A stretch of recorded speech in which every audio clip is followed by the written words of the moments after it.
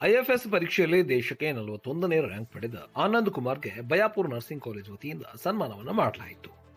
ರಾಯಚೂರು ಜಿಲ್ಲೆಯ ಲಿಂಗಸ್ಗೂರು ತಾಲೂಕಿನ ಕರಡ್ಕಲ್ನ ಆನಂದ್ ಕುಮಾರ್ ಲಿಂಗಸ್ಗೂರು ನಗರದ ಆದರ್ಶ ವಿದ್ಯಾಲಯದಲ್ಲಿ ಪ್ರೌಢಶಿಕ್ಷಣ ಮುಗಿಸಿದ ಯುವಕ. ಇಂದು ಐಎಎಫ್ಎಸ್ ಪರೀಕ್ಷೆಯಲ್ಲಿ ದೇಶಕ್ಕೆ 41ನೇ ರ್ಯಾಂಕ್ ಪಡೆಯುವ ಮೂಲಕ ತಾಲೂಕಿಗೆ ಹಾಗೂ ಕರ್ನಾಟಕ ರಾಜ್ಯಕ್ಕೆ ಕೀರ್ತಿ ತಂದಿದ್ದಾರೆ.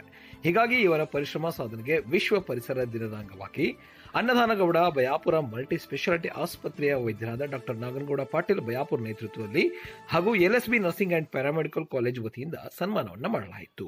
ವಿಶ್ವ ಪರಿಸರ ದಿನದ ಅಂಗವಾಗಿ ಸಸಿಯನ್ನ ನೆಡುವುದರ ಮೂಲಕ ಹಸಿರೇ ಉಸಿರಿ ಎನ್ನುವಂತಹ ಸಂದೇಶದೊಂದಿಗೆ ಸನ್ಮಾನ ಮಾಡಲಾಗಿದ್ದು, ಇನ್ನು ವಿದ್ಯಾರ್ಥಿಗಳನ್ನ ಉದ್ದೇಶಿಸಿ ಮಾತನಾಡಿದ ಆನಂದ್ ಕುಮಾರ್, ನಿರಂತರ ಪರಿಶ್ರಮ ಮತ್ತು ಫೇಲ್ಯೂವರೇ ನಮ್ಮ ಸಕ್ಸಸ್ಗೆ ಕಾರಣವಾಗುತ್ತದೆ. ಒಂದು ಬಾರಿ ಅಲ್ಲ, 2 ಬಾರಿ ಕೈ ಜಾರಿದ್ರು 3ನೇ ಬಾರಿಗೆ ಫಲ ಸಿಗುತ್ತದೆ. ಬಟ್ ನಮ್ಮ ಪ್ರಯತ್ನ ಮಾತ್ರ ಓದುವಲ್ಲಿ ಯಾವಾಗಲೂ ನಿರಾಶೆಗೊಳ್ಳದೆ ಹಿಂದಿಟ್ಟು ಹಾಕಬಾರದೆಂದು ಸಲಹೆ ನೀಡಿದರು.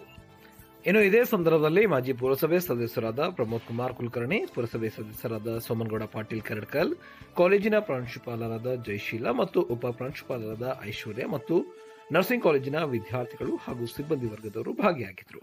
ಮತ್ತಷ್ಟು ಸುದ್ದಿಗಾಗಿ ನಮ್ಮನ್ನ ಫಾಲೋ ಮಾಡ್ತೀರಿ, ಮತ್ತೊಬ್ಬರಿಗೆ ಶೇರ್ ಮಾಡ್ತೀರಿ.